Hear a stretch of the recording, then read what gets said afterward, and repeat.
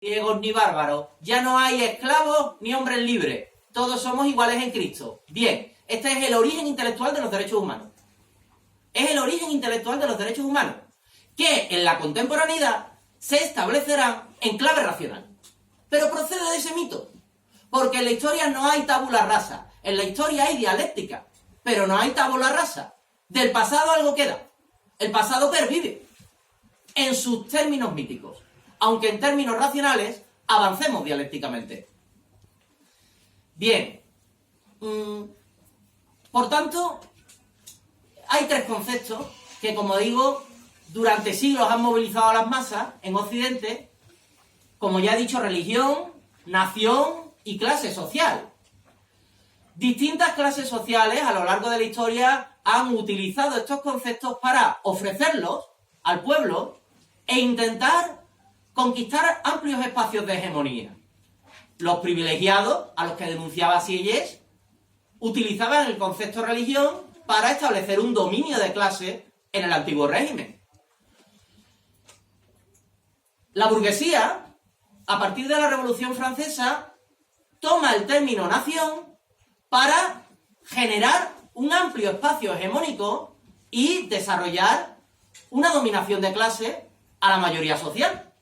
En un primer momento, la inmensa mayoría del tercer estado participa en la Revolución Francesa.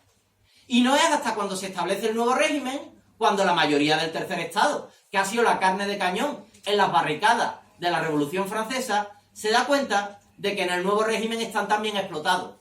Y entonces surgirá, posteriormente, la idea del cuarto estado, la clase trabajadora, la pintura de Pelisa de Volpedo, ¿no? Y por otra parte, la clase obrera. La clase obrera surge con los socialismos y surge con la idea de generar una amplia hegemonía en torno a esa nueva clase explotada para transformar la realidad, para cambiar las cosas, para crear un mundo más justo. Es decir, que estos tres conceptos que durante siglos han movilizado a las masas precisamente porque las clases sociales que han llevado por bandera cada uno de estos tres conceptos han logrado generar amplios espacios hegemónicos en torno a ellos. ¿Qué ocurre?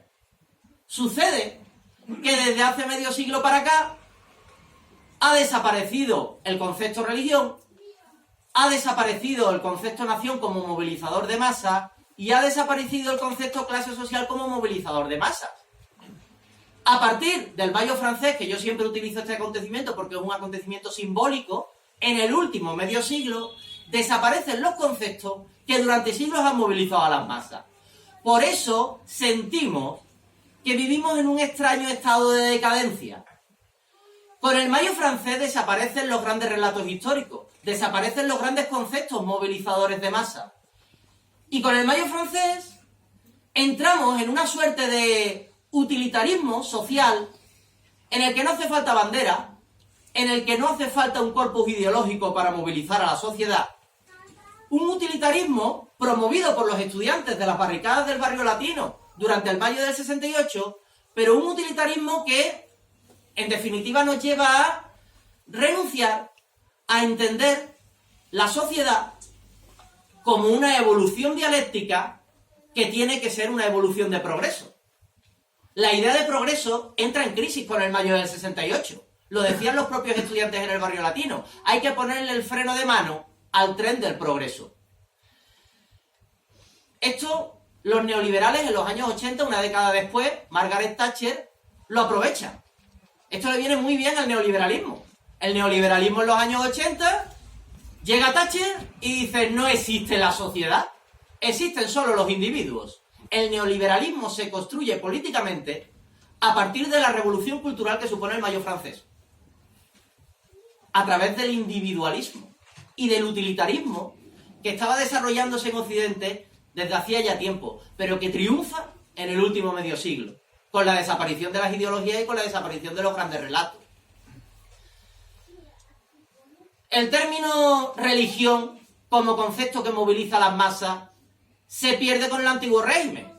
En enero de 1793, cuando la Revolución Francesa ejecuta al vicario de Dios en la tierra, que es el rey Luis XVI, En el momento en el que se hace eso, en el que los jacobinos hacen eso, en un ritual simbólico, es el fin del concepto religión como movilizador de masa. El concepto clase social, como concepto que moviliza las masas, termina en el último medio siglo. ¿Qué ocurre tras la Segunda Guerra Mundial? ¿Qué ocurre durante la posguerra mundial? Bueno, los estados del bienestar, las economías del bienestar generan una igualdad social, una redistribución de la riqueza con la que se logra solucionar las necesidades básicas de la inmensa mayoría de la población en Europa. Cuando tenemos las necesidades básicas resueltas, nos despolitizamos. En un momento de estabilidad social y económica, se pierde la tensión política. Y al perderse esa tensión política, se abandona la militancia. Nuestras organizaciones sindicales actuales en España gozan de muy buenas cifras de afiliación, cuestión que yo soy el primero en celebrar, pero no tienen militancia. No tienen militancia porque no existe la militancia política en Europa. Desapareció en el último medio siglo. Y esto es un problema que la izquierda tiene que resolver. Pero ¿quién le pone el cascabel al gato? Cuando la clase trabajadora, debido a los altos niveles de bienestar de posguerra, ha quedado absolutamente fragmentada. Ya no es un concepto compacto que moviliza a las masas, clase social. Ya no es lo que se teorizó en el siglo XIX. Es otra cosa, fragmentada. El concepto movilizador de masas, que más está tardando en desaparecer, pero que también está tocado de muerte, es el concepto nación. Está tardando más en desaparecer, entre otras cosas porque el concepto nación ha resurgido en la última década como una respuesta emocional a la crisis económica y a los problemas del capital global. Ante un capitalismo global ingobernable, ante unas instituciones que gestionan el capitalismo global de manera antidemocrática, la OMC, el FMI, muchos optan emocionalmente por creer que encerrarse en su nación, que encerrarse en su bandera nacional es una solución. Desde mi punto de vista no pueden estar más equivocados. Ahora entraremos en ello. Pero el caso es que esto está haciendo que perdure el concepto nación. Un concepto desarrollado por la burguesía como clase dominante en el siglo XIX. Gran Bretaña desapareció como nación. La hizo desaparecer Margaret Thatcher. El concepto de nación en torno al Imperio Británico a partir del siglo XIX quedó diluido con la descolonización de posguerra, pero se trasladó a la construcción del estado del bienestar. Las ilusiones con las que los trabajadores británicos, a partir del mes de junio de 1945, con la victoria de los laboristas, crearon su estado del bienestar, con el primer sistema sanitario público de la historia de Europa, hicieron que los trabajadores británicos participaran de la idea de nación británica como comunidad política. Pero, sin embargo, esto acaba con Margaret Thatcher. Y hoy día se ven muchas banderas de Gran Bretaña, pero es un adorno posmoderno en las camisetas de los adolescentes. Alemania desapareció como comunidad política, desapareció como nación. Cuando los aliados en 1945 entran en los campos de exterminio. 6 millones de judíos asesinados en la cámara de gas en 2 años. No hay nación política que soporte este pasado. España desapareció como comunidad política nacional el 18 de julio del 36, porque una mitad de España pasó por encima de la otra. El concepto reconciliación nacional que defienden los comunistas en España a partir de 1956 y que cristaliza con la transición democrática es una oportunidad que todavía tenemos para reconstruirnos en clave de comunidad política. Francia. En Francia está agonizando la idea de nación como comunidad política desde el Mayo francés. Y ahí están las novelas de Michel Houellebecq, y ahí están los ensayos de Éric Zemmour, El suicidio francés. Todos intelectuales reaccionarios, asustados, que escriben maravillosamente bien por otra parte, asustados, obsesionados con la idea de que Francia como nación, como comunidad política, está muriendo. Y llevamos medio siglo así. Por tanto, la nación, como concepto movilizador de masa, está a punto de acabar de morir, agonizando desde hace medio siglo. Bien, cualquier alternativa política desde el progreso, desde la izquierda, frente a la globalización actual, pasa por recuperar conceptos que movilicen a las masas. Muchos consideran que pasa por recuperar el concepto nación como movilizador de masas. Es un error. La idea de que la globalización está gestionada de manera antidemocrática, lo cual es cierto, y por lo tanto yo, frente a una globalización antidemocrática, recupero mi soberanía nacional, es sencillamente un discurso imposible. Porque a lo que nos lleva ese discurso es a cerrar el país, a cerrar Italia, Salvini, a cerrar Estados Unidos, Trump, a cerrar Gran Bretaña con el Brexit. Bueno, pues ya vemos cómo les va. A cerrar Cataluña. No es esa la solución. La única solución frente al eje soberanía-globalización, frente al eje soberanía nacional-globalización, que es estéril, es recuperar el eje izquierda-derecha. Pero claro, volvemos a lo de antes. ¿Cómo se hace esto? ¿Cómo se recupera el eje izquierda-derecha? Soberanía global.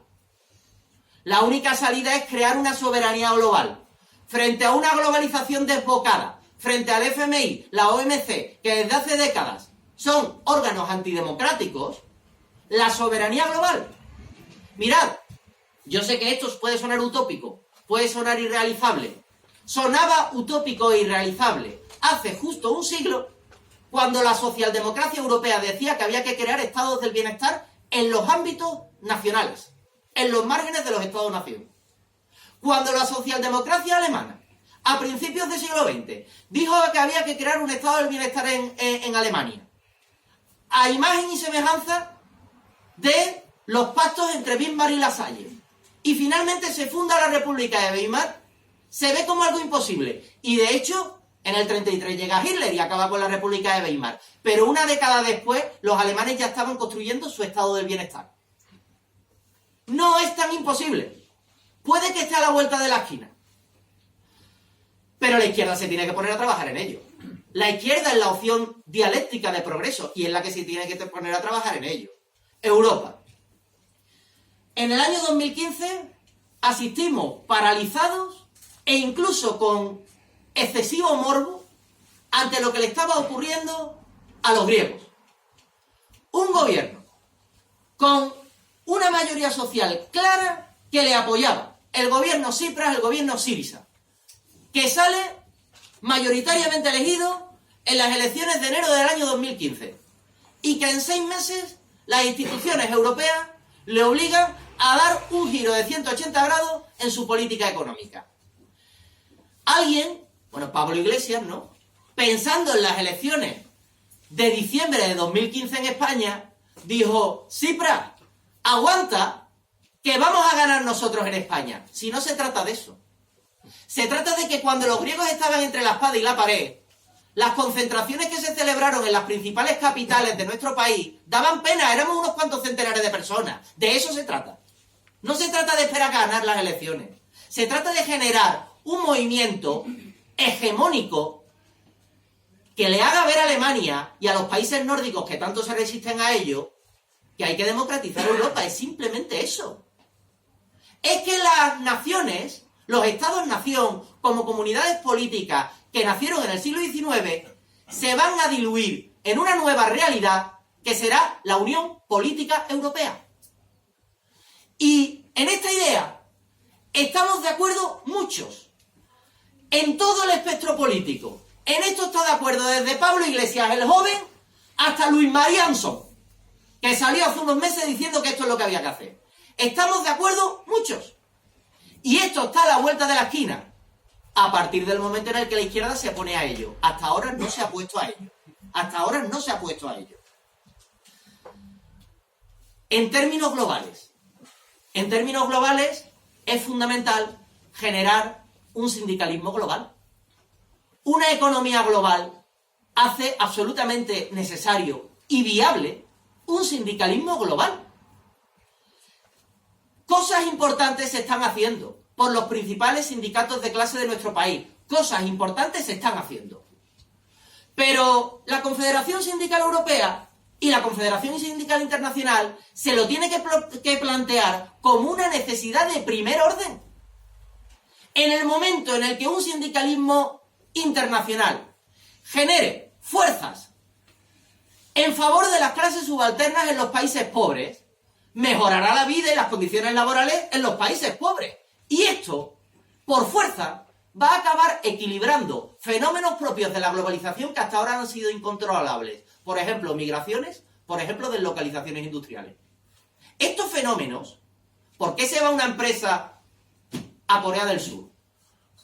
O a Taiwán, porque el salario es notabilísimamente menor, es decir, es que allí al trabajador le puedo explotar mejor.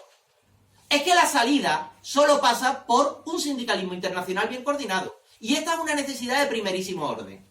Porque a partir de ese momento quedarán equilibradas distintos fenómenos propios de nuestra globalización actual, sobre los que se habla mucho, pero realmente nadie sabe qué proponer. ¿Qué se hace con las migraciones? Nadie sale de su país por gusto. Nadie sale de su país por gusto. Salen por una situación de extrema necesidad. Bueno, a lo mejor si aliviamos esa situación de extrema necesidad, se puede equilibrar ese fenómeno. Los paraísos fiscales. La necesidad de la que habla Thomas Piketty en El Capital en el siglo XXI. La necesidad de generar un impuesto de sociedades que esté armonizado al menos en las distintas regiones económicas a nivel internacional. Eso no solamente hará que logremos evitar la evasión de capitales, la evasión de empresas a países donde se pagan menos impuestos. No solamente eso, es que un impuesto de sociedades que armonice las regiones económicas a nivel internacional, en el momento en el que eso se logre, se logrará un control de capitales, un control de los flujos y se evitarán crisis como la de 2008, que tardó menos de un año en llegar a España desde California. Insisto, esto puede parecer irrealizable, pero esto es lo que la izquierda tiene a la vuelta de la esquina en el momento en el que se ponga a ello. Por otra parte, mirad, al final, en las instituciones europeas, en el seno de las instituciones europeas, cuando se plantea un discurso de este tipo, lo que casi siempre se plantea es, bueno, ¿y qué vamos a hacer con los chinos, con la economía depredadora china, y qué vamos a hacer con el neoliberalismo estadounidense si aquí planteamos más derechos para los trabajadores? ¿Cómo vamos a competir con ellos? Esa no es la cuestión. Es que Europa se tiene que constituir políticamente para que el modelo europeo de más de 500 millones de trabajadores, que es un modelo de bienestar atractivo a más no poder, compita con el capitalismo depredador chino y con el neoliberalismo estadounidense. Esa es la respuesta, es que nuestro modelo tiene que competir con los otros dos. De la otra manera nos devora. Y se acaba lo de la escuela pública, lo de la sanidad pública, se acaba. Se va a acabar. Al final, claro, aquí hay una confluencia de distintos dramas, de distintos conflictos no resueltos. ¿Por qué la izquierda está sometida a un marasmo intelectual y político del que no sale desde hace 50 años? Pues porque los dos grandes modelos de redistribución de la riqueza se han desmoronado. Y evidentemente, ¿cómo vas a mantener un relato, cómo vas a mantener un concepto capaz de movilizar a las masas si el modelo o los modelos de redistribución de la riqueza en clave de igualdad social se te han desmoronado? Cae el socialismo real en la Unión Soviética y se desmoronan los estados del bienestar a partir de los años 70 de nuestros días. El desmoronamiento de los estados del bienestar es lento, llevan 40 años desmoronándose. En la caída de la Unión Soviética fue súbitamente, ¿no? Fue, es decir, cada vez más, cada vez peor, cada vez peor, cada vez peor, hasta que Gorbachov salió por la tele el día de Navidad del 91 diciendo que lo disolvía, ¿no? Bueno, la caída de estos dos grandes modelos, que nos han igualado socialmente, que han generado una clase media que no es más que la clase trabajadora, con un nivel de riqueza digno, la caída de estos dos grandes modelos nos tiene absolutamente aturdidos. Incapaces de entender el presente, incapaces de interpretar la historia para proyectar el futuro. Y entonces la izquierda fácilmente cae en una suerte de lucha por los particularismos, por los individualismos, por los intereses de determinados colectivos que desde luego que son importantes, pero que no están integrados en un programa de clase, de defensa de la mayoría social en clave de igualdad. Vamos a ver. Hace 50 años que se están desmoronando los estados del bienestar y hace 50 años que la izquierda mantiene por bandera de una manera que incluso ha sustituido a la bandera roja, luchas absolutamente necesarias, imprescindibles, como la lucha feminista, el colectivo LGTBI, el ecologismo, los animalistas. Esas luchas son muy importantes, son imprescindibles algunas de ellas. Pero esas luchas son estériles para una proyección de la izquierda hacia el futuro si no están integradas en un modelo de clase que entienda el mundo de manera dialéctica y que nos proyecte en clave de igualdad social hacia el futuro. Porque de otra forma, si esas luchas, que no dejan de ser parciales, aunque sean luchas de mucha gente, no dejan de ser luchas particulares, parciales, algunas de ellas de determinados colectivos, si esas luchas, cada una se hace por su cuenta, y no están bajo una misma bandera, en clave de construir un país juntos, más igualitario, al final esas luchas acaban en la esterilidad, acaban en nada. Voy a poner dos ejemplos de esto. El 8 de marzo del año 2018. El 8 de marzo del año 2018 fue una jornada de éxito para la izquierda en España. En un primer momento, esa jornada se convocó por parte de los colectivos feministas como una jornada en la que las trabajadoras hacían huelga y los trabajadores no estaban convocados.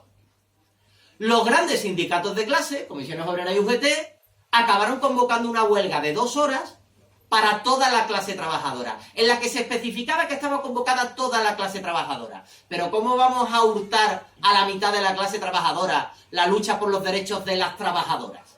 ¿Pero cómo no vamos a dejar a los trabajadores luchar por los derechos de las trabajadoras? ¿Pero cómo vamos a convertir en una huelga en una lucha de las trabajadoras contra los trabajadores?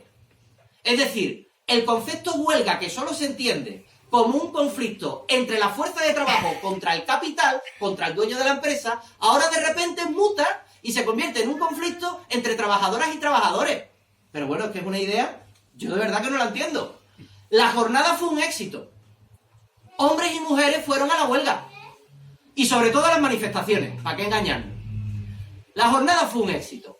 Y justo después de la jornada, en su reflexión sobre ella, el secretario general de Comisiones Obreras, Unai Sordo, dice: un movimiento social tan importante de esta envergadura como el que hemos tenido el 8 de marzo de 2018, solo se explica si además de la lucha feminista, se integra este movimiento en clave de impugnación popular frente a un gobierno de derecha que está generando desigualdades. Joder, unos meses después, moción de censura. Creo que no es casual. Creo que los sindicatos de clase, a pesar de todos los problemas que hay en ellos, los sindicatos de clase siguen manteniendo un discurso mediante el que entendemos una evolución dialéctica en clave de progreso del devenir histórico. Otro ejemplo.